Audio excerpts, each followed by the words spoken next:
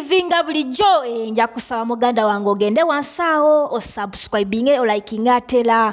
o sharing osobola no commenting okusinzira ku video nga oba okoze ki nga oba ogirabye natera osobola okunyiga ka notification bell nosobola kubanga osobola okufuna videos zaffe ez'enjawulo ze tuba tutaddeyo gwe kasita okonna ka notification bell of course oba olina okufuna gundi ekulaga ati tata Grosh TV ayina ka video kekoze ki kekuteereddeyo natera abatuteekamu ensimbi omukulu jjajja wafula jjajja wafula okuva ebusia era ngo nasangibwa Bujiji Katosi Road era nga oba ogendayo oviramu Ntenjeru omukulu ono yateekamu ensimbi ffe nga aba Grosh TV ne tusobola okubanga tukutuusaako videos ezeki ez'enjawulo jjajja wafula akola ku nsonga ki jjajja wafula akola ku nsonga zino wammanga gwe wena ng'otawanyizibwa ensonga z'amaka olina endwadde ezitategeerekeka byanfuna nsonga ki eziganye gwe kyolina okukola noonyaako obuloonya ku jjajja wafula ku namba y'essimu eno 0759 33 64 46 gwe omukulu oyo mukubireko kanamba k'essimu ako ajja kubanga asobola okukwasaganya ku nsonga zo nkugambye nti akanamba ke kali 0759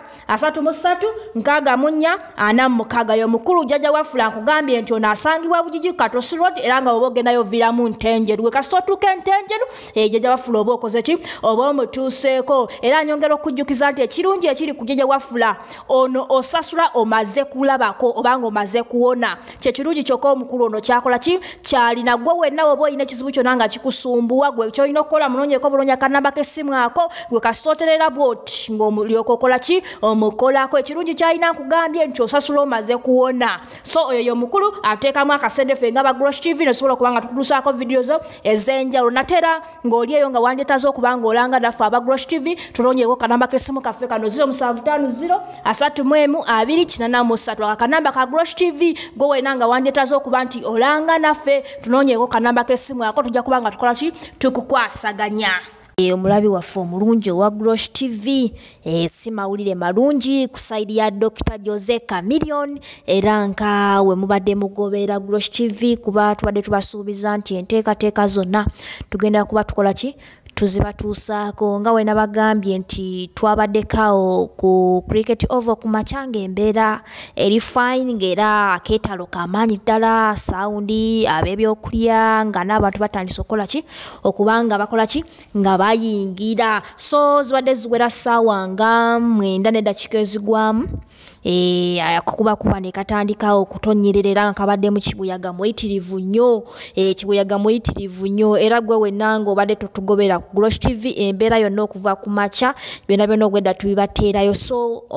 abadde tannamanya mbeera nga we yatandise osobola ogenda ku mukutu gwaffe ogwa Grosh TV n'oba ng'osubscribinga osobola okubanga ogobera embeera nga bwe yabadde so twabaddeyoko kamera zaffe eza Grosh TV zibaddekaawo cricket over nga tugezaako okulaba nti tubatuusaako embeera yonna nga bwegenda okola ki nga bwegenda obbeera nga bwe nkunyonyodde nti akeetalo kabadde kamaanyi awo cricket over so tubaddewoko ku makya emisano lunaku lulamba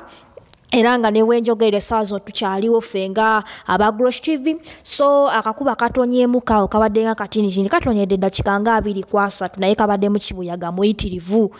kibuyaga muyitirivu aleetedde okuba nga ebyuma byaffe bikyankana oba staging ekyankana ekintu ekitabadde kirungi era nga batutegeezezza nti teriyo muntu n'omu afiiridde mu busaga eno naye nga abantu balinga omu 2 3 abafunyeyoko injuries ezitali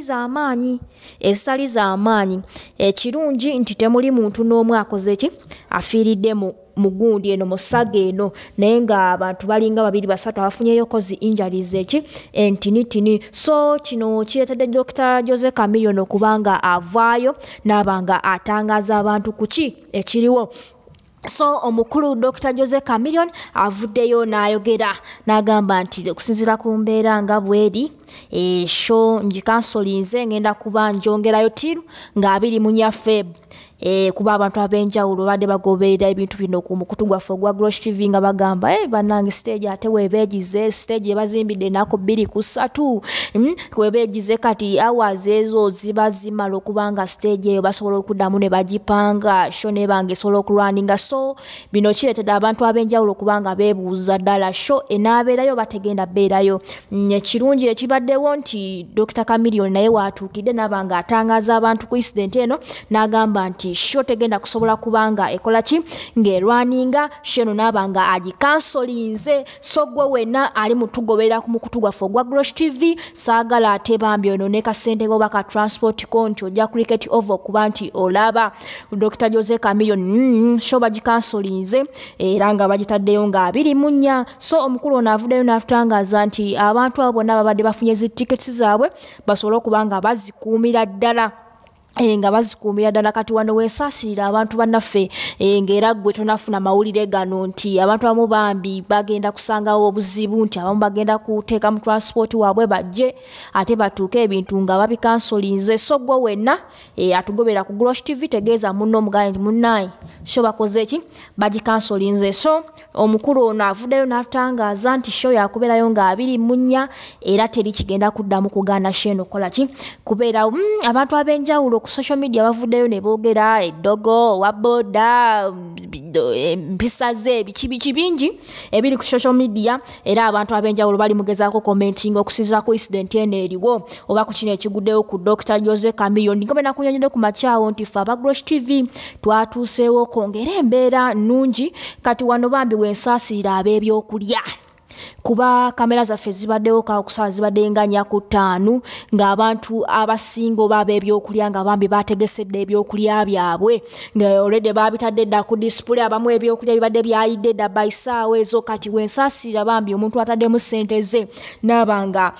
asobodde okuba nga ateekera abantu abagenda okujja mu concert eno. Kati omuntu we musaasira omuntu ataddemu ssente aspendize aguze ebyokulya afumbye ataddemu transport biki naye tekinyize muntu omu oba babiri wano still era kigenda eri abategesi nti nabo bakozeemu kolosenti nti ni kuba ekimbeera nga bw'ogira oba ebintu nga bibadde sinti oba bibadde tebiriimu ssente babitaddemu akasente. So ku side zonna losses weeziri era nga bwe nkunyonyodde nti tekuli muntu afudde n'omu naye nga mulimu abantu nga 2-3 abafunyeeko injuries ez'amaanyi. So gwe weekuumire bwekumizi ku Grosh TV tugenda kubanga gundi zonna tuzikola ki tuzikutuusaako. So omukulu gwe wenna nga wandyetaaze okwata omukolo gwo nga okwanjula embaga amazaalibwa baby shower kuhinjira n'ebirala bingi nkwanjulira Grosh TV bakafulu b'okuba ebifaananyi n'okwata video era nga wandyetaaze okulanga wamu ne Grosh TV kuba ku namba y'essimu eno noti 75 noti 31 283 tweyunire oleme kwejjusa.